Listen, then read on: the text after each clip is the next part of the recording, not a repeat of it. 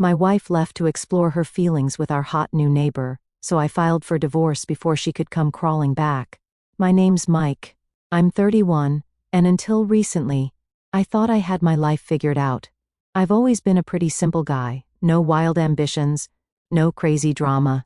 I've got a steady job as a software developer, a decent house in a quiet neighborhood, and, until not too long ago, I thought I had a strong marriage with a woman I truly loved. Laura and I met about 8 years ago, and looking back, it feels like a lifetime ago. I was 23, fresh out of college, working my first job, and honestly, pretty clueless about life. She was 22 and working as an assistant at a marketing agency, while still figuring out her own career path. For the record, she never did, and ended up a stay-at-home wife. We met at a mutual friend's barbecue, one of those casual backyard setups where everyone's holding cheap paper plates and someone's always burning the burgers. She was the one who approached me, cracking some sarcastic joke about how I looked like I was strategizing my escape plan. I don't even remember my response, but she laughed, and somehow, we ended up chatting for the rest of the evening. From that point on, things moved pretty fast. We started dating, and it felt like she added this spark to my otherwise dull and predictable life. Laura was adventurous and spontaneous, always planning last-minute road trips or dragging me to try some new restaurant she'd read about.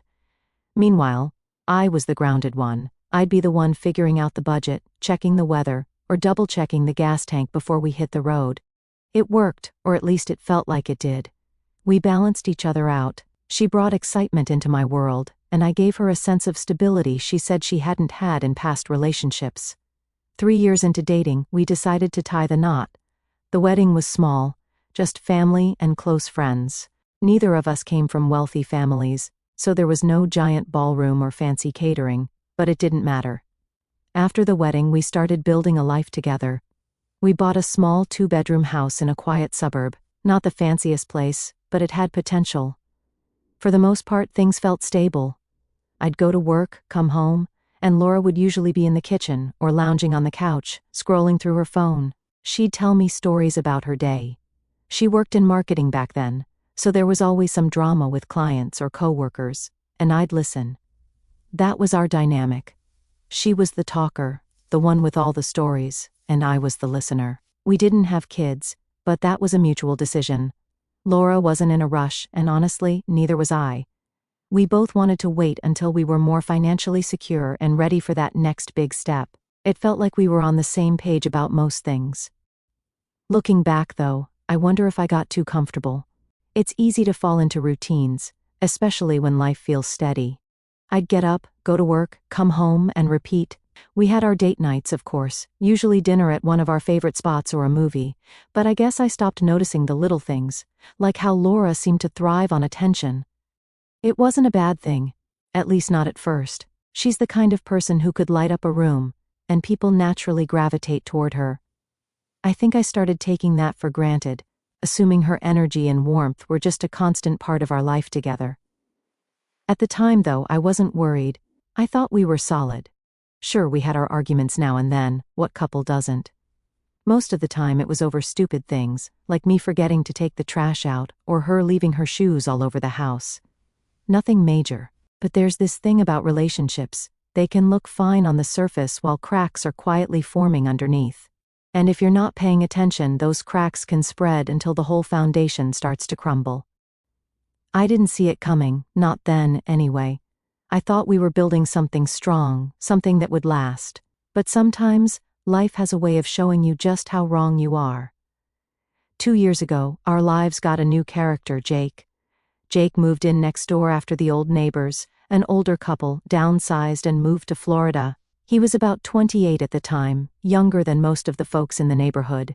He was a personal trainer, fit, confident, and, honestly, a little too good-looking for his own good. He had that kind of physique that made people double-take, like he just stepped out of an action movie. From the second he moved in, Jake was hard not to notice. Not just because of how he looked, but because he was always outside doing something.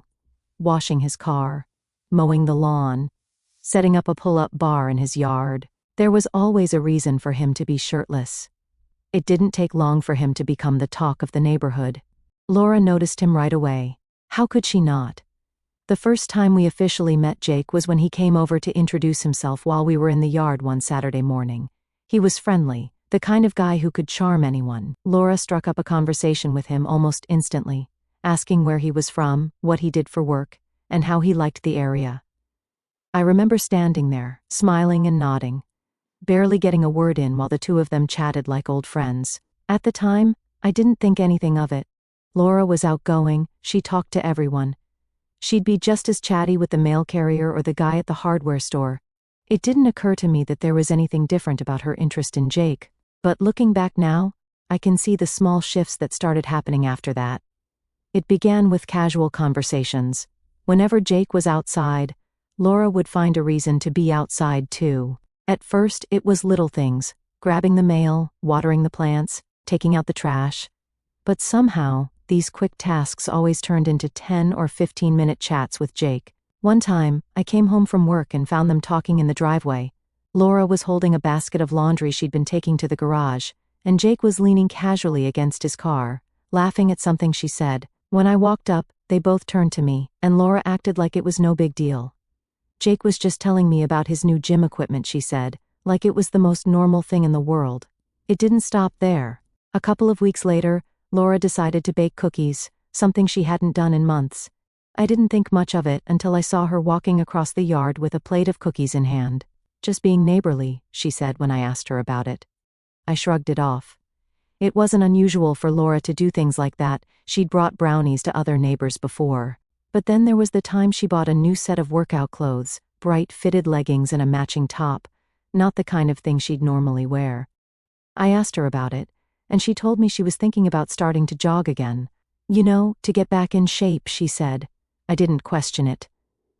Laura had gone through fitness phases before, where she'd get excited about working out for a month or two and then lose interest. But this time, her timing was convenient. You see, Jake jogged almost every morning. I'd see him out there, earbuds in, running laps around the block. And wouldn't you know it, Laura decided her new jogging routine would start at the exact same time Jake was out there. One morning, I caught them chatting on the sidewalk when I was leaving for work. Laura was stretching, and Jake was showing her some kind of technique to avoid shin splints. I didn't say anything, just gave a small wave and drove off. But something about the scene stuck with me. It was around this time that I started noticing Laura's phone habits changing too. She'd always been glued to her phone, scrolling through social media, texting her friends. But now, she seemed guarded. There were a couple of times I walked into the room, and she'd quickly lock her screen or flip her phone over, like she didn't want me to see it. One night, I noticed she was scrolling through Instagram, and when I glanced over, I saw Jake's name at the top of the screen. She quickly swiped past it, but I caught enough to know she was looking at his profile. When I asked her about it, she brushed it off. I was just checking out his fitness posts, she said. He's got some good workout tips. I wanted to believe her, so I let it go. But the little things kept piling up. Another time, I was working in the garage when I heard laughter coming from the backyard. I stepped out to see Laura and Jake standing near the fence, laughing about something. Laura was holding a glass of iced tea, and Jake was gesturing animatedly as he told some kind of story. When Laura saw me, she waved like nothing was out of the ordinary. Jake was just telling me about this funny thing that happened at his gym, she said later when I asked her about it. It was starting to feel weird. I don't want to sound paranoid, but you can tell when something's off. There was this new energy in the way Laura talked about Jake. She'd casually mention things he said or did, like, Jake's thinking about getting a dog, or Jake recommended this great protein shake. It wasn't what she was saying, it was how she was saying it. And then there were the glances, you know the kind I mean.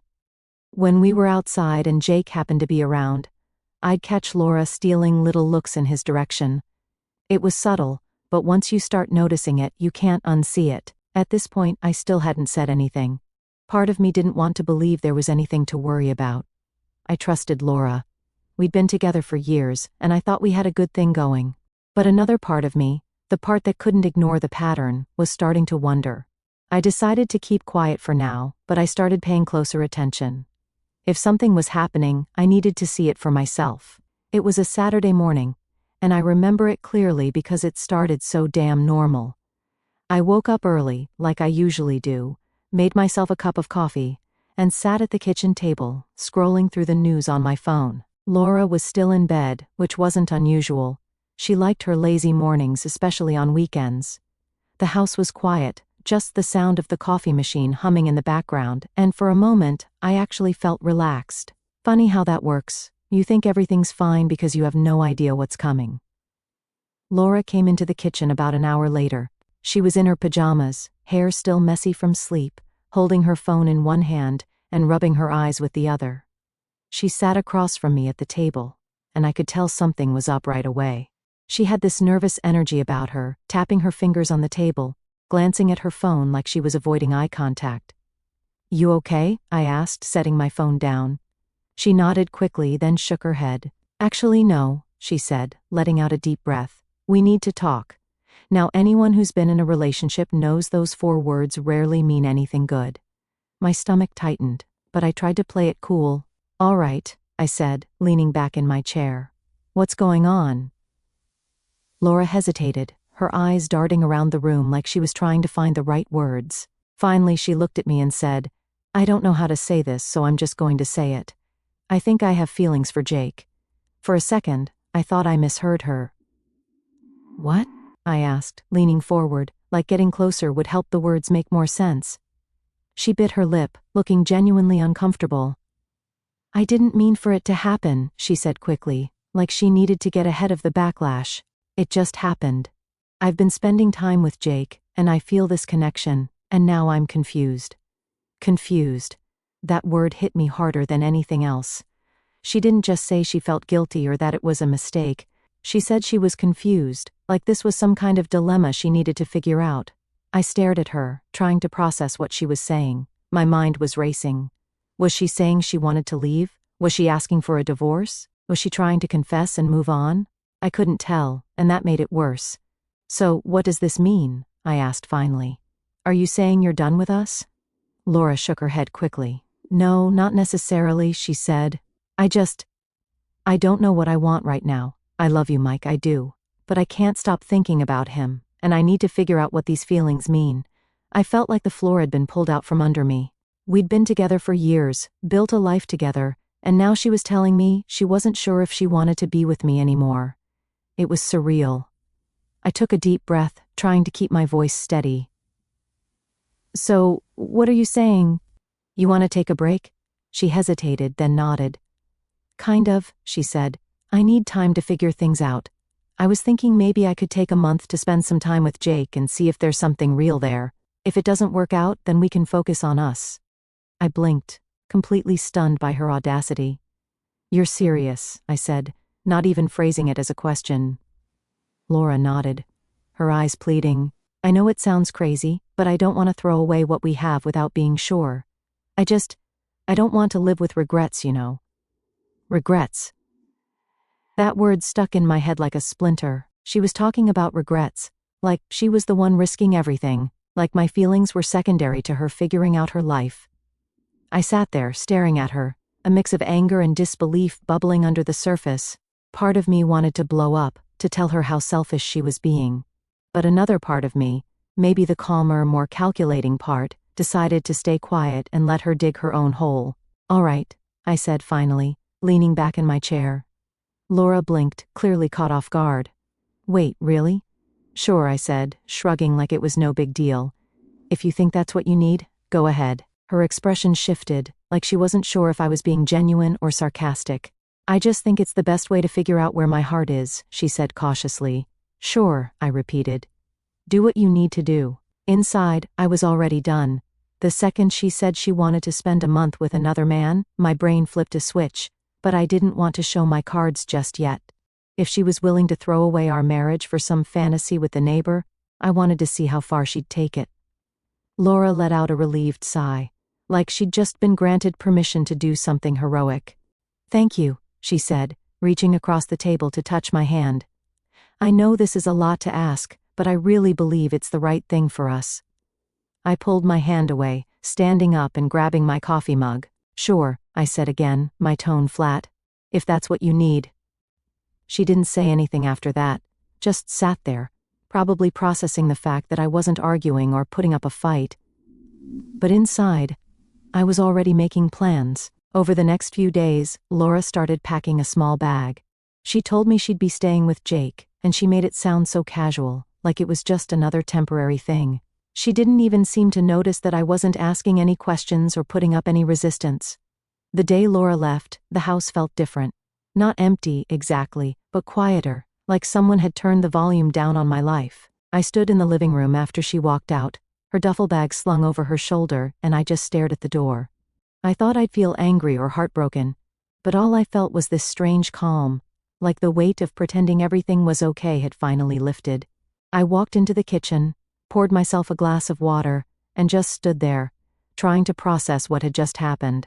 My wife, someone I'd been with for years, someone I thought I'd grow old with, had left to figure things out with the guy next door. If it weren't my life, I'd have thought it was some ridiculous TV drama. The first few days were strange. I started noticing the little things she'd left behind: her favorite mug on the kitchen counter, a pair of shoes near the door, a blanket tossed over the back of the couch. I thought about moving them, but then decided to leave them where they were, not because I missed her, but because I didn't want to waste the energy. I threw myself into work, taking on extra projects to fill my time. I stayed late at the office, not because I needed to, but because I didn't want to go home to that empty house. When I wasn't working, I hit the gym hard. I hadn't been a regular gym goer before, but there was something satisfying about pushing myself physically, like I could sweat out all the frustration I was feeling.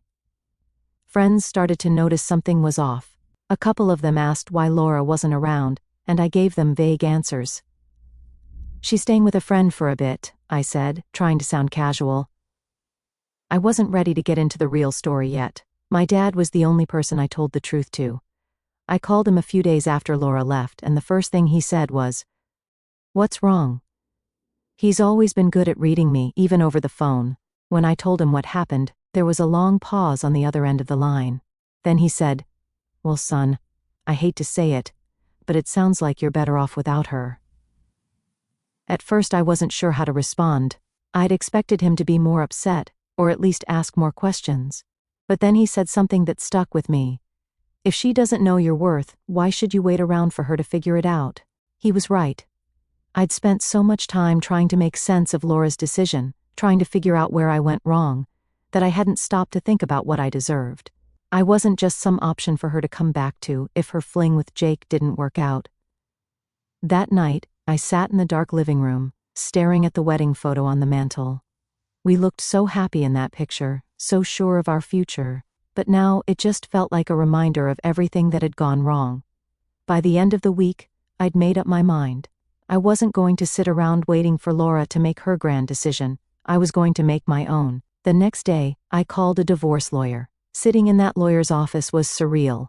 I explained the situation, trying to keep my voice steady, even though part of me still couldn't believe it was real. The lawyer listened carefully, nodding as I talked. And when I was done, he said, "You're well within your rights to file for divorce." This kind of situation falls under irreconcilable differences. Hearing those words made something click in my brain. Irreconcilable differences. That's what we'd become. Laura and I weren't on the same page anymore, and maybe we never had been. The lawyer walked me through the process, explaining what I needed to do and what to expect. By the time I left his office, I felt a strange sense of relief, like I was finally taking control of my own life. Back at home, I started taking small steps to prepare for the inevitable. I moved some money into a separate account, just in case things got messy later.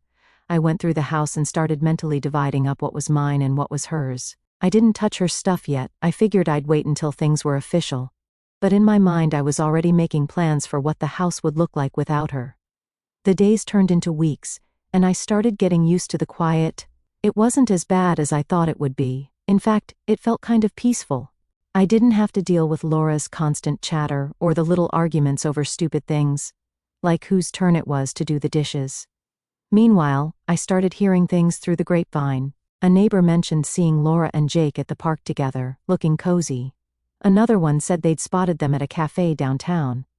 I nodded and smiled, acting like it didn't bother me, but inside, I felt a mix of anger and pity. Anger because she'd thrown away everything we had for some fling with a guy who probably wouldn't stick around. Pity because I knew it wouldn't end well for her.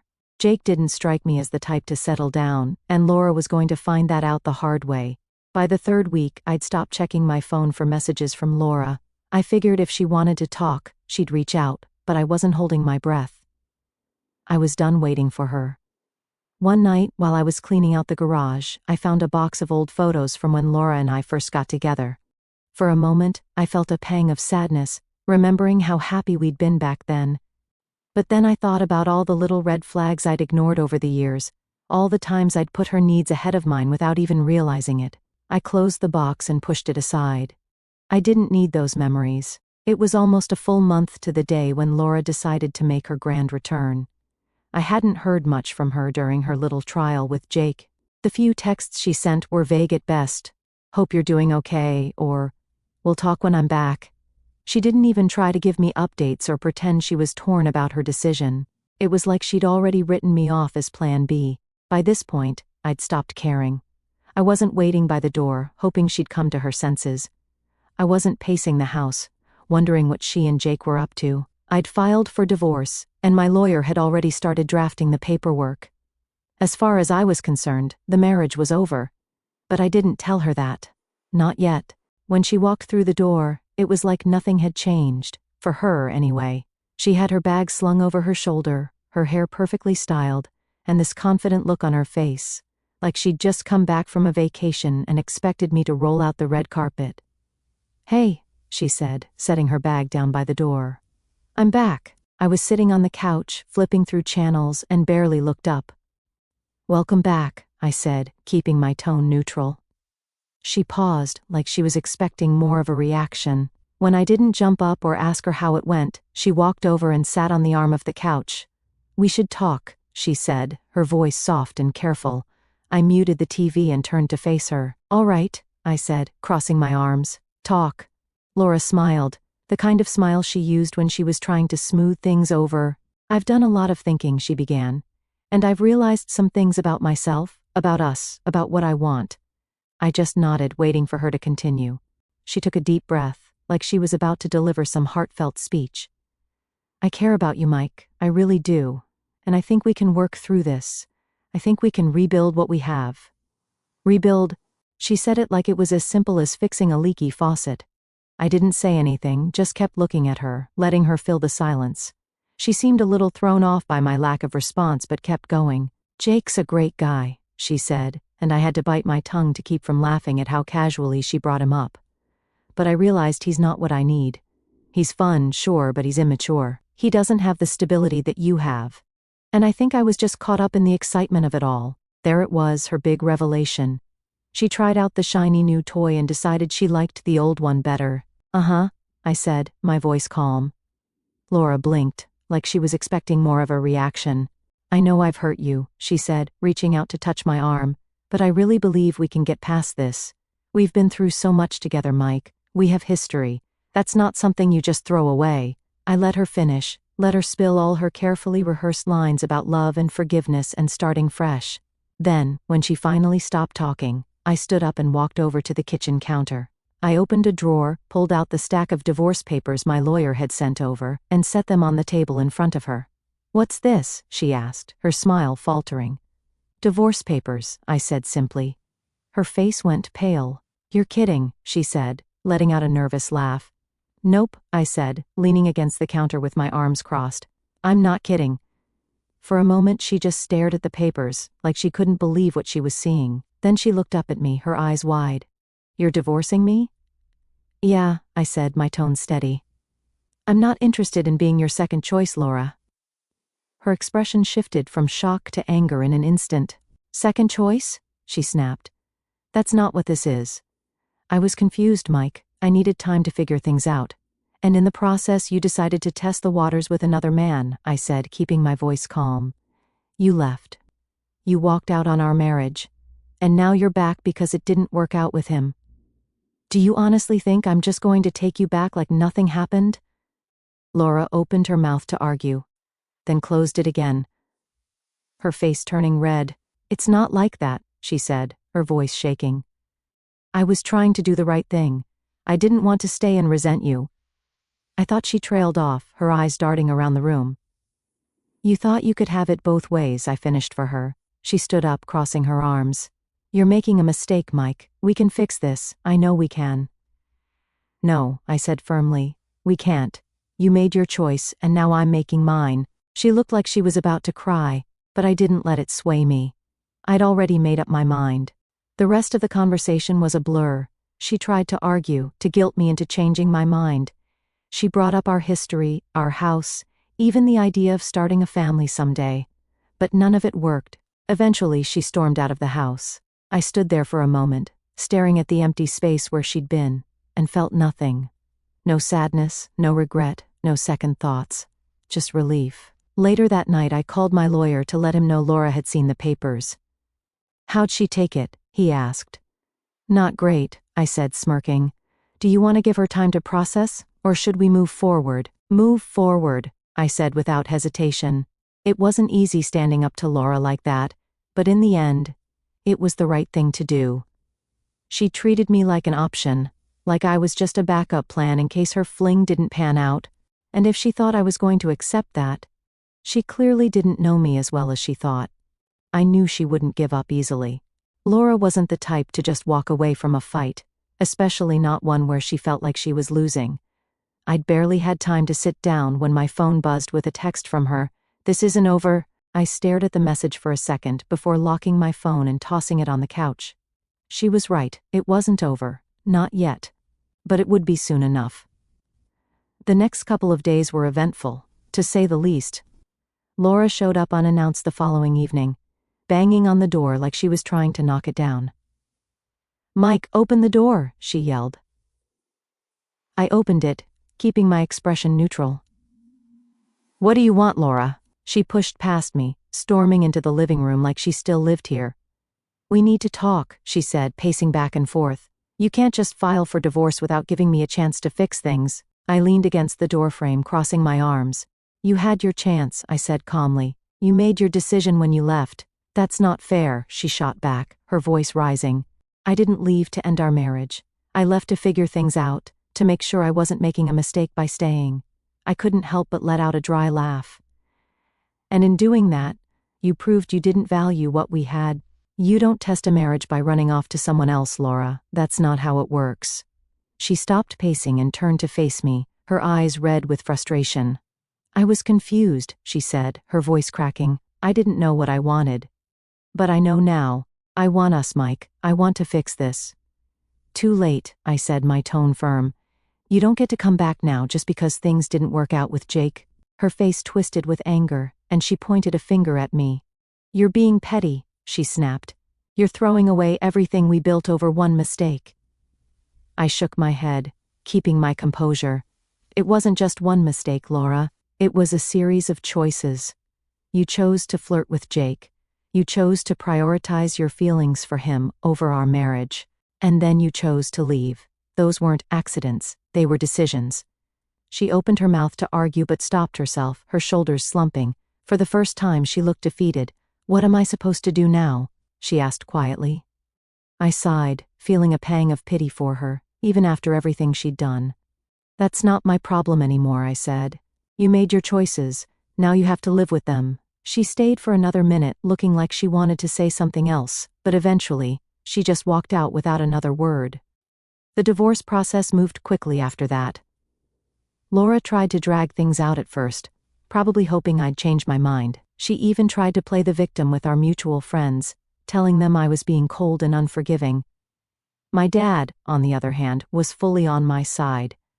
When I updated him on the situation, he let out a low whistle. She's got some nerve, he said. But I'm proud of you, son. Standing your ground isn't easy, but it's the right thing to do. Laura's attempts to stall didn't get her very far. My lawyer was sharp, and the evidence of her leaving for Jake made things pretty straightforward. She tried to argue for spousal support, claiming she'd sacrificed her career for the marriage, but the judge didn't buy it. In the end, we reached a fair settlement. She got a small amount of money and some of the furniture she'd picked out, but I kept the house and the majority of my savings. It wasn't perfect, but it was better than I'd expected. The final hearing was bittersweet. Sitting in that courtroom, signing the papers that would officially end our marriage, felt surreal. I glanced over at Laura a couple of times. She looked tired, like she hadn't slept in days. Her lawyer handed her a pen, and for a moment, I thought she wasn't going to sign. But eventually she scribbled her name at the bottom of the page, sealing the deal. After the hearing, she approached me in the hallway. "Mike," she said softly, her voice barely above a whisper. "I'm sorry for everything." I looked at her, trying to see the person I'd fallen in love with all those years ago. But all I saw was someone I used to know. "I know you are," I said, "but sorry doesn't fix this." Her eyes welled up with tears, and she reached out as if to hug me, but I stepped back. "Take care of yourself, Laura," I said, turning and walking away. Every now and then, I'd hear bits and pieces about Laura through the grapevine. Jake had apparently moved on to someone else not long after she came back to me. She was living with a relative now, trying to figure out her next steps, as one mutual friend put it. I didn't feel any satisfaction in hearing about her struggles, but I didn't feel sorry for her either. She'd made her choices, and now she was living with the consequences. One day, I ran into her at the grocery store. We locked eyes for a brief moment, and I could see the guilt written all over her face.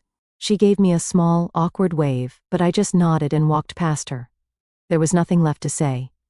Looking back, I don't regret how I handled things. Laura thought she could have it both ways, that she could leave, explore her feelings for someone else, and come back to me when it didn't work out. But life doesn't work like that. I've learned a lot about myself through this process. I know now that I deserve someone who values me, someone who doesn't see me as a fallback option. And if that person is out there, great. If not, that's fine too. For now, I'm just focused on rebuilding my life on my terms. Laura's trial run with Jake may have been her idea of finding clarity, but for me, it was the wake-up call I didn't know I needed.